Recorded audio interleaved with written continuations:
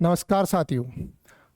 आज हम एक विशेष टॉपिक पर बात करेंगे।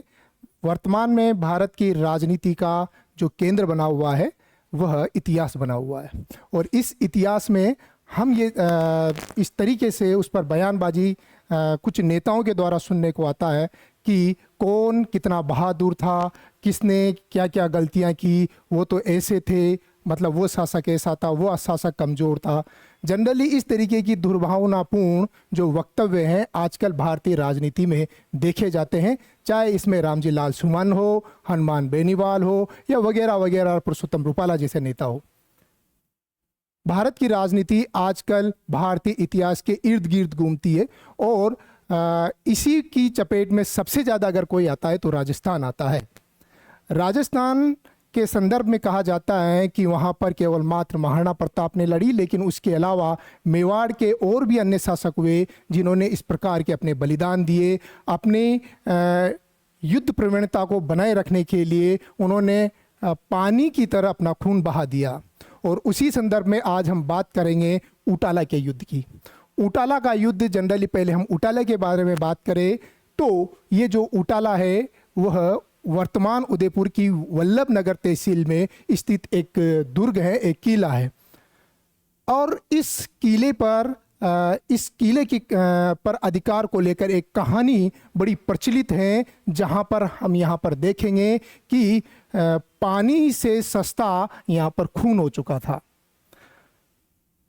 इस घटनाक्रम का जो समय माना जाता है लगभग 16वीं सदी का काल माना जाता है। और इस 16वीं सदी में मेवाड़ के उस समय शासक हुआ करते थे महाराणा प्रताप के पुत्र अमर सिंह। अमर सिंह मेवाड़ के शासक हुआ करते थे, और इनके जो विरोधी हुआ करता था उनका नाम जहांगीर था। इस कालखंड में हम देखते हैं कि जहांगीर ने अपना एक सेना नायक जिसका नाम कायम खां था, और इस कायम खां के नेतृत्व में एक विशाल सैनिक टुकड़ी भेजकर उटाला के दुर्ग पर अपना अधिकार स्थापित कर लिया था।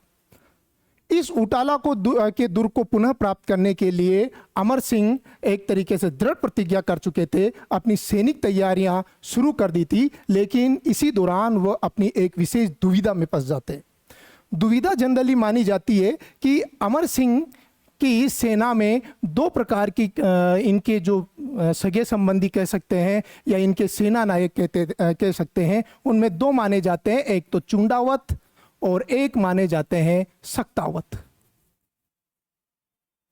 चुंडावत जनरली राव चुंडा के वंशज माने गए हैं, और राव चुंडा इतिहास में मेवाड़ के भीष्म पितामह के रूप में माने जाते हैं, जिन्होंने राजगद्दी अपने पिता के लिए विवाह के लिए राजगद्दी का त्याग किया था। जिस तरीके से महाभारत काल में भीष्म ने अपने पिता के विवाह हेतु राजगद्दी त्यागी थी, उसी तरीके से मेवाड़ में चुंडा ने अपने पिता के विवाह हेतु राजगद्दी त्यागी थी। और इसी वजह से इन्हें और इनके वंशजों को कुछ अधिकार मिला था। अधिकार यह था कि मेवाड़ की सेना का जो नेतृत्व है आने वाले समय में चुंडा और उसके वंशज करेंगे।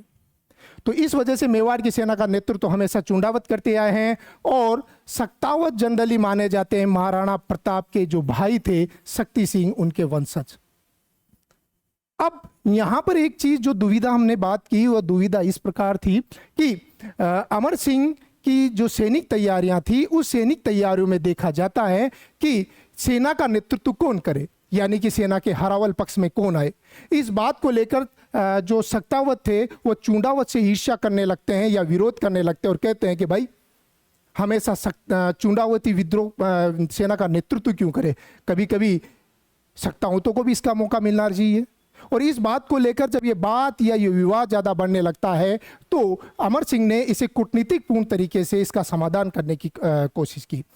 अमर सिंह ने यहाँ पर टास्क ये दिया कि जो उटाला के दुर्ग में सबसे पहले प्रवेश करेगा वही आगे से मेवाड़ की सेना का नेतृत्व करेगा। और इस प्रकार यहाँ से ये संघर्ष की शुरुआत होती है। इस संघर्ष या इस कहानी का जो टर्निंग पॉइंट आने वाला है उसे हमें देखना है कि जब अमर सिंह उटाला के दुर्ग के अंदर अभियान करते हैं, तो उस दौरान चुंडावतों का जो नेतृत्व करता था उसका नाम जेता चुंडावत था, और सक्तावतों का जो नेतृत्व कर रहे थे उनका नाम बल्लू सक्तावत था। यह सेना अंदर दुर्ग के अंदर जाने की तैयारी करती है। उसी दौरान जो बल्लू सक्तावत था, बल्लू सक्तावत जनरली हम यहाँ पर इनको देख रहे हैं, बल्लू सक्तावत के नेतृत्व में जब दुर्ग का दरवाजा तोड़ने की बात होती है, तो दुर्ग के सामने लगे हुए जो विशाल कटीले कीले थी, उस कीलों को तोड़ने, उन कीलों की वजह से हाथी उस दुर्ग को तोड़ने में लगभग वहां जाके रुक जाता था। इस दौरान यहाँ पर बल्लू सक्तावत एक बड़ा चुनौतीपूर्ण और साहसिक निर्णय लेते हैं। वह कहते हैं कि अगर मेरे बलिदान देने से मेरे वंशजों को मेवाड़ की सेना का नेतृत्व करने का या मेवाड़ के सबसे आगे लड़ने का मौका मिलता है, तो मैं अपना जीवन सहर्ष त्याग कर सकता हूँ। उसी दौरान वो अपने अधिकारियों को ये आदेश देते हैं कि मैं दुर्ग के सामने मैं दरवाजे के सामने खड़ा होऊंगा, कीलें जो होगी मेरे ऊपर लगेगी, हाथी को आप पीछे से दौड़ा के लाइए। और इस प्रकार ये जो हाथी की टक्कर बल्लू सक्तावत को दिलाई जाती है। बार बार जब ये टक्कर दिलाई जाती है, उस तरीके से दरवाजा तो टूट जाता है, लेकिन यहाँ पर जो ये बल्लू सक्तावत है यह घायल अवस्था में हो जाते हैं और मरणासन स्थिति में चले जाते हैं। लेकिन जब ये मर रहे थे तो इनके आंखों में एक सेटिस्फैक्शन था, एक संतुष्टि थी कि आज मैं अब मेरे वंशजों के लिए मेवाड़ की सेना का नेतृत्व करने का अधिकार देकर जा रहा हूं। लेकिन जैसे ही ये खबर उधर दूसरी तरफ से दुर्ग के दीवारें तोड़ रहे चुंडावतों को मिलती थी, और इन चुंडावतों के उस समय जो सरदार हुआ करते थे, जो मुखिया हुआ करते थे, उन मुखियाओं में नाम माना जाता है आपके जेता चुंडावत का। जेता चुंडावत को लगता है कि अगर ये दरवाजा टूट गया तो ऐसी स्थिति में तो मेरे जो वंशजों ने जो यहाँ पर मेवाड़ के लिए त्याग करके जो चीज़ें प्राप्त की थी वो तो वो चली जाएगी। उसी दौरान वो अपने साथियों से कहते हैं कि ऐसा कीजिए, आप मेरा सिर काट के दुर्ग के अंदर फेंक दीजिए। जब कोई सैनिक तैयार नहीं होता है तो वहाँ पर जेता चुंडावत अपना ही सिर काट के दुर्ग के अंदर फेंक देते हैं। और इस प्रकार जो यह दुर्ग के अंदर सिर पड़ा हुआ था वो किसका है? आपके जेता चुंडावत का। और जैसे ही यहाँ पर दुर्ग के दरवाजे खोले गए और अंदर सक्तावतों का जो टीला अंदर प्रवेश करता है, तो वहाँ से पहले ही जेता चुंडावत का सिर पड़ा हुआ था।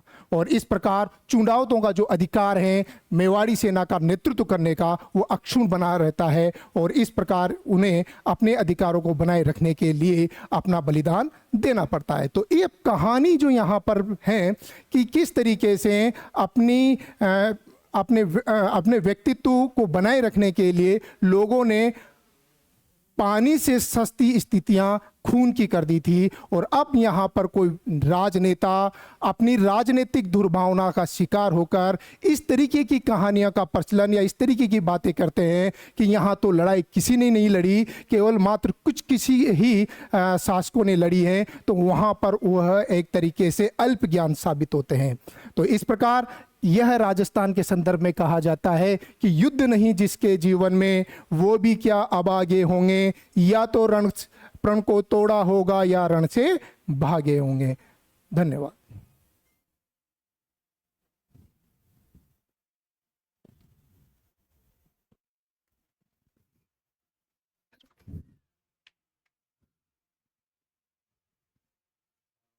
कटिंग कर दो, कट कर देना।